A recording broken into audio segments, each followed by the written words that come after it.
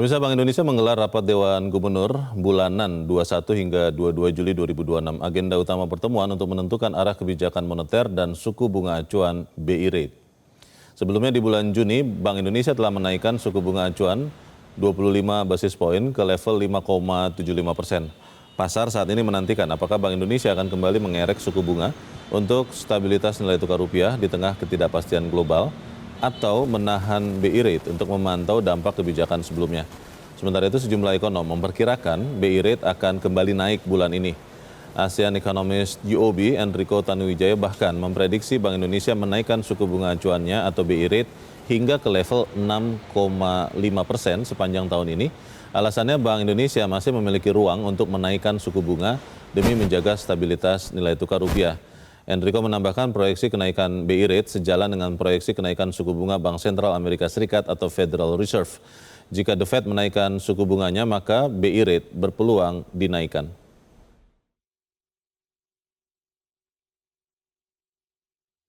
Dan pemirsa, untuk membahas bagaimana peluang kenaikan BI Rate, kita akan membahasnya bersama dengan ASEAN Economist UOB Enrico Tanuwijaya. Pak Enrico, selamat pagi. Selamat pagi Bang Leo. Ya, Pak Enrico, saat kita bicara ini kalau saya lihat indikator-indikator rupiah ada di bawah 18.000, 17.900 sekian puluh ya.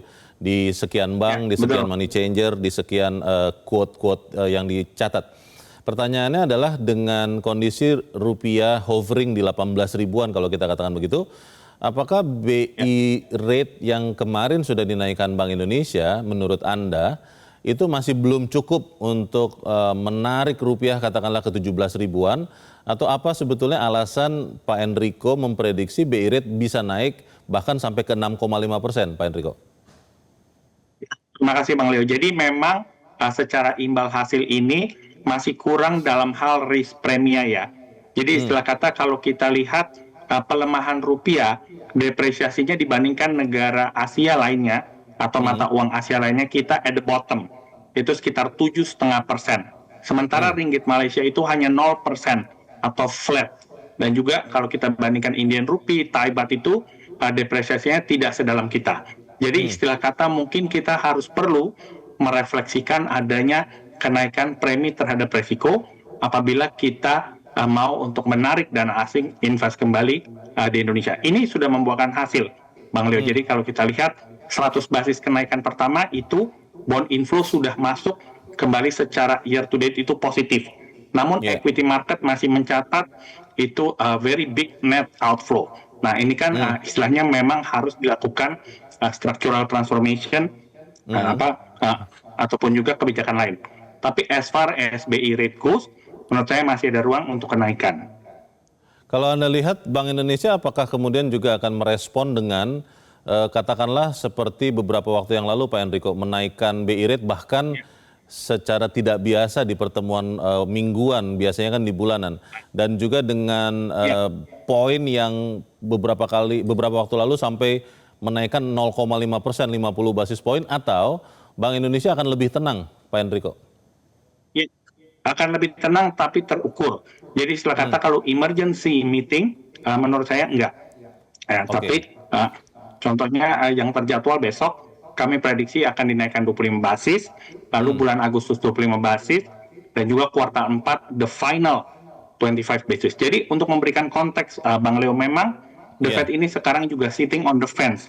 Mereka belum tentu naik, tapi kalau turun kelihatannya nggak mungkin.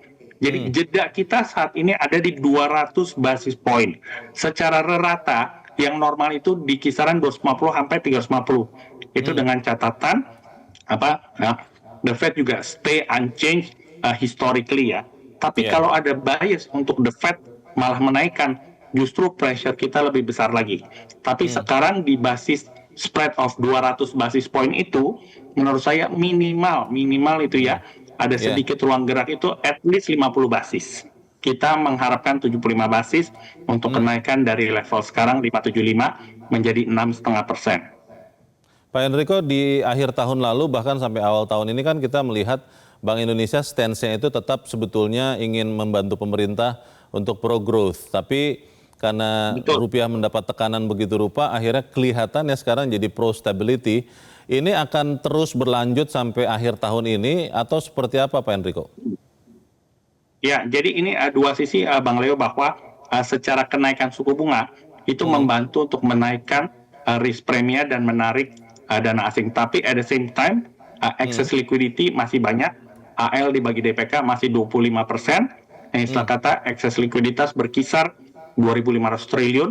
Lalu kedua, fasilitas repo dinaikkan dan juga SRBI imbal hasil SRBI juga meningkat. Jadi ini semua adalah acuan kebijakan moneter yang menurut saya akan bekerja bersama-sama, yaitu menjangkar stabilitas rupiah dengan cara menaikkan risk premium, yaitu BI rate, tapi di saat yang bersamaan tetap terjaganya likuiditas yang ample. Ini memberikan suatu kenyamanan bagi perbankan dan juga dunia real. Tanyanya adalah channeling atau penyaluran dari dana tersebut ini perlu sedikit dorongan, baik dari polisi pemerintah ataupun bisnis.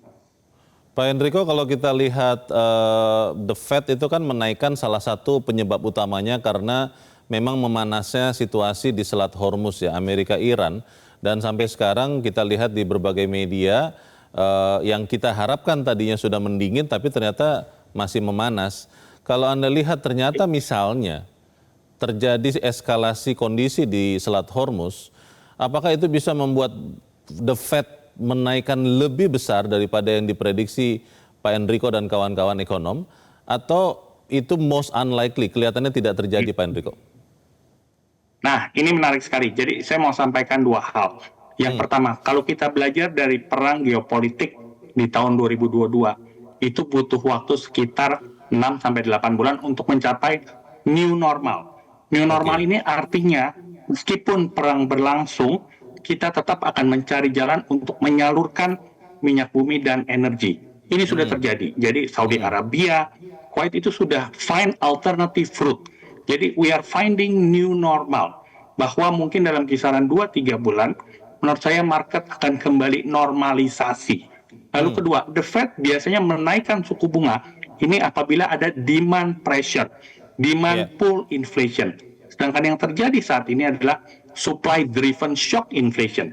Jadi kalau mereka naikin suku bunga itu sebenarnya akan negatif terhadap growth dan mereka tidak perlu tuh menjangkar dolar. Nah, jadi pertanyaannya di sini, seberapa stubborn atau inflasi akan menjadi headline dan naik. Menurut saya kemungkinan besar supply shock ini akan terjadi, tapi mungkin belum cukup untuk membuat Fed itu naik secara jor-joran.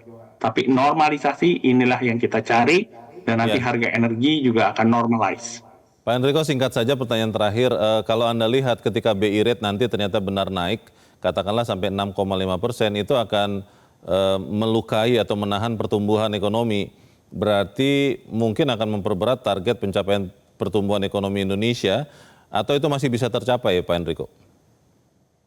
Masih bisa Bang Leo. Jadi dari sisi fiskal, investasi dan juga ekspor, dan juga kondisi likuiditas yang cukup, menurut saya akan menjaga bahwa meskipun BI rate dinaikkan untuk menjangkar stabilitas rupiah, tetap growth masih bisa disupport lewat liquidity functioning yang semakin membaik, juga pembelanjaan pemerintah yang semakin mumpuni, realokasi dan juga investment spending masih bisa terjaga. Kita akan lihat nanti seperti apa BI rate keputusannya besok. Terima kasih ASEAN Economist UOB Enrico Tanuwijaya sudah mencerahkan kami. Pak Enrico, selamat pagi. Jelajahi cara baru mendapatkan informasi. Download Metro TV Extend sekarang.